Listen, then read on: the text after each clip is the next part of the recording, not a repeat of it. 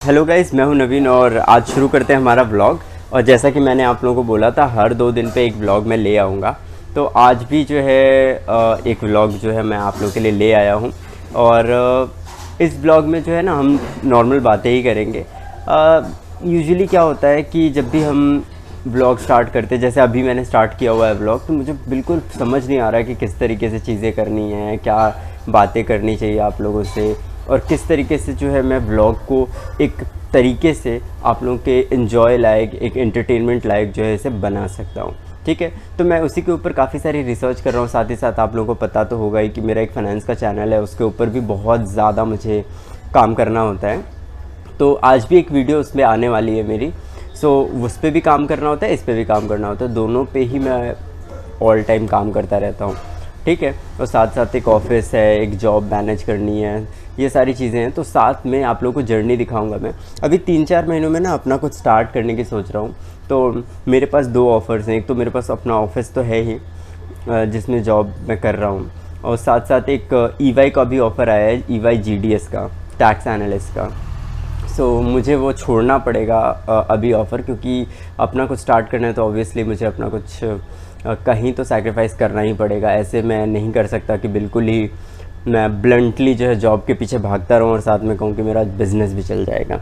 इसलिए जो है मुझे दोनों चीज़ों में से कोई एक चुनना पड़ेगा, और एक्चुअली टाइम आ चुका है कि मैं दोनों में से कोई एक चुनूँ। अभी तक जितने भी मेरे क्लोज वंस हैं, सीनियर लोग हैं, सबसे जिनसे भी मैंने बात की है, सब लोग यही सलाह दे रहे हैं मुझे कि जो जॉब में मैं अभी हूँ उसमें मुझे हर तरीके का टाइम रिलैक्सेशन हो गया, या फिर अमाउंट हो गया, जो भी सैलरी वगैरह मिल रही है वो, इसके अलावा जो भी चीज़ें वहाँ से पर्क्स वगैरह मिल रहे हैं, जैसे कैब फैसिलिटी, और मेरे घर के पास में है वो ऑफिस, मुश्किल से 15-20 मिनट लगता है। तो वो भी एक मेरे लिए ना बहुत बेटर फैक्टर्स, मेरिट्स में कंसिडर करता हूँ मैं।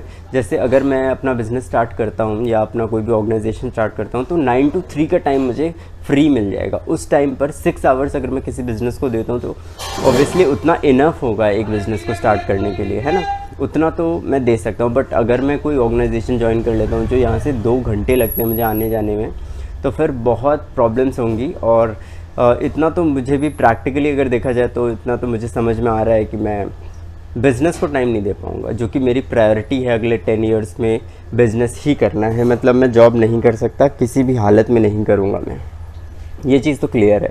और इसी के चक्कर में जो है मुझे काफ़ी मेहनत करनी पड़ रही है।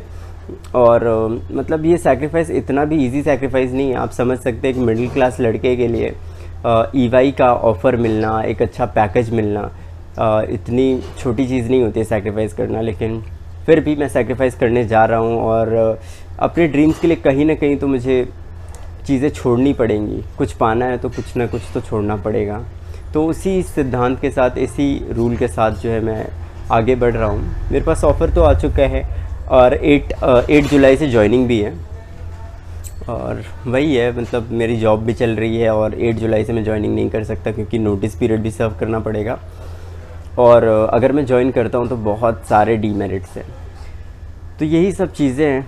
अभी तो मेरी लाइफ में यही चल रहा है। आगे चल के जब मैं ये वीडियो देखूँगा तो मुझे पता चलेगा, या फिर मैं एहसास कर पाऊँगा, इस चीज़ को फ़ील कर पाऊँगा कि हाँ, मैंने किस तरीके से चॉइसेस किए हैं, क्या डिसीजंस लिए हैं, जिसकी वजह से मैं आज यहाँ पर हूँ।